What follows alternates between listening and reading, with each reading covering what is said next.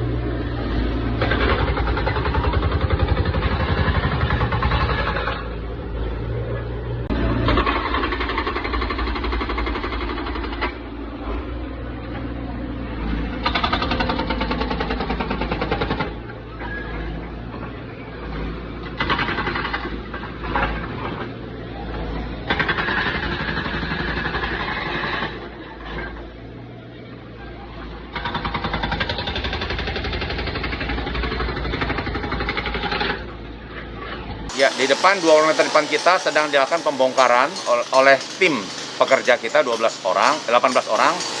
Begitu masuk sekitar 5 meter terdapat beku yang tua khusus menghalangi akses masuk. Terdapat juga batu-batu kali besar seberatnya minimal 1 ton sampai 2 ton. Terakhir saya melihat ini cor beton baru dibuat kurang dari seminggu lalu. Tebalnya 80 cm, tingginya sekitar 1,8 sampai 2 meter. Ini cor baru. Di belakangnya adalah semak-semak belukar, menunjukkan sudah lama tidak diakses oleh orang. Kita bertekad untuk menghantam ini. Pemda selama ini telah melakukan pembiaran. Tanah ini punya fungsi sosial, tapi sengaja digunakan untuk menghambat akses pejabat BPN ingin mengukur tanah dan membuat sertifikat tanah. Tindakan ini sudah melewati batas. Ya. Kalau Pemda terus melakukan pembiaran akan terjadi pertumpahan darah. Ya, saya sekali lagi mengatakan Pemda tidak boleh melakukan pembiaran. Polda harus bertindak, Polres harus bertindak. Kapolsek Andriansyah kemarin hanya berani mengultimatum supaya menghentikan pekerjaan. Hari ini dia tidak datang lagi untuk memerintahkan penghentian pembongkaran. Tanah menurut Undang-Undang Pokok Agraria pada dasarnya adalah harus memiliki manfaat sosial. Kepemilikan tanah secara eksklusif tidak diartikan tanah bisa disia-siakan, bisa dimanfaatkan untuk kepentingan yang melawan kepentingan hukum atau melawan kepentingan sosial. Ini contoh tanah sengaja diperlakukan supaya tidak bisa diakses. Kita tidak tahu telah terjadi pembunuhan apa di sini. Kita tidak tahu apakah ada limbah B3 di sini. Kita tidak tahu apakah ada kejahatan-kejahatan yang melawan HAM ada di sini. Negara tidak boleh diam saja. Negara harus bertindak. Sanda Gunawan, Bunian Leo, Andreas Sulaiman sudah nyata tersangka 1 tahun lebih di Polres Jakarta Pusat, tapi tidak pernah ditindak. Saya minta ini semua atas perintah, atas pengetahuan dari Chandra Gunawan yang sudah kalah dalam persidangan di pengadilan sampai ke MA. Hukum harus tegakkan, ini tidak boleh dilakukan pembiaran. Saya khawatir besok akan ada 5 cor beton seperti ini lagi, ke sana, dan ke sana. Jadi sekarang kita ada di lokasi Detiau Ahok, Kapuk Indah.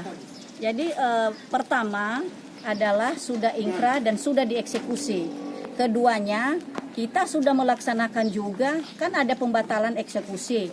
Dan kita sudah menang. Hanya itu aja yang kita minta sama pemerintah bahwa tolong Presiden, Kapolri untuk kabar reskrim Kapolda Metro Jaya untuk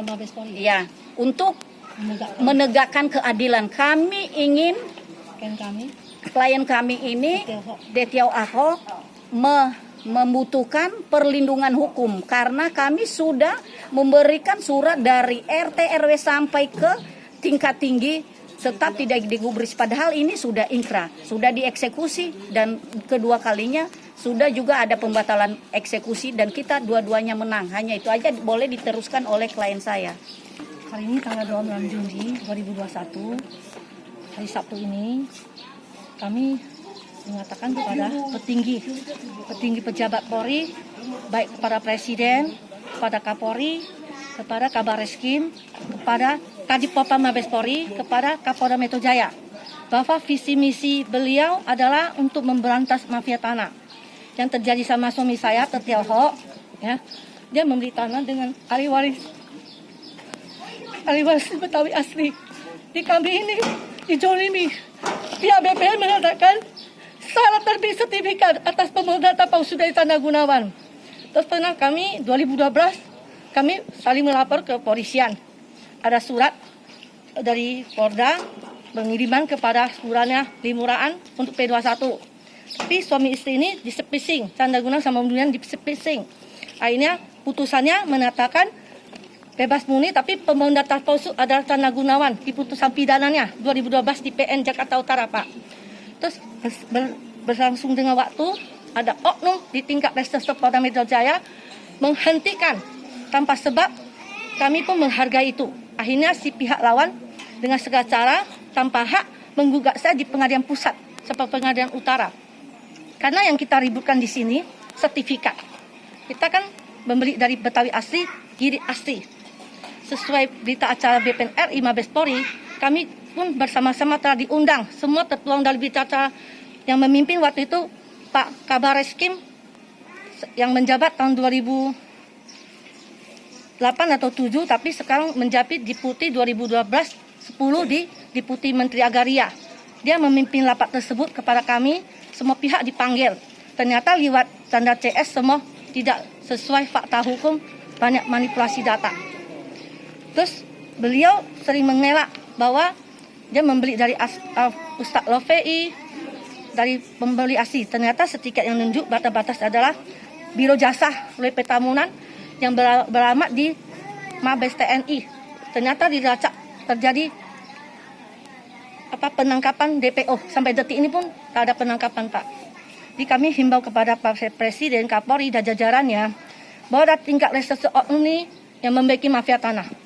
Kami minta segera diusut. Termasuk sebelum eksekusi, saya pernah rapat waktu zaman Pak Gubernur Ahok memimpin. Di rapat itu kami pun dipersulit. Memang penegak hukum menyarankan kita merapat. Tapi setelah rapat itu ada ketidakberesan, Pak. Jadi kami punya tanah Kapuk Indah, Kapuk Kencana. Jadi tiba-tiba ada satu surat menyatakan ada satu PT Duta Kresindo.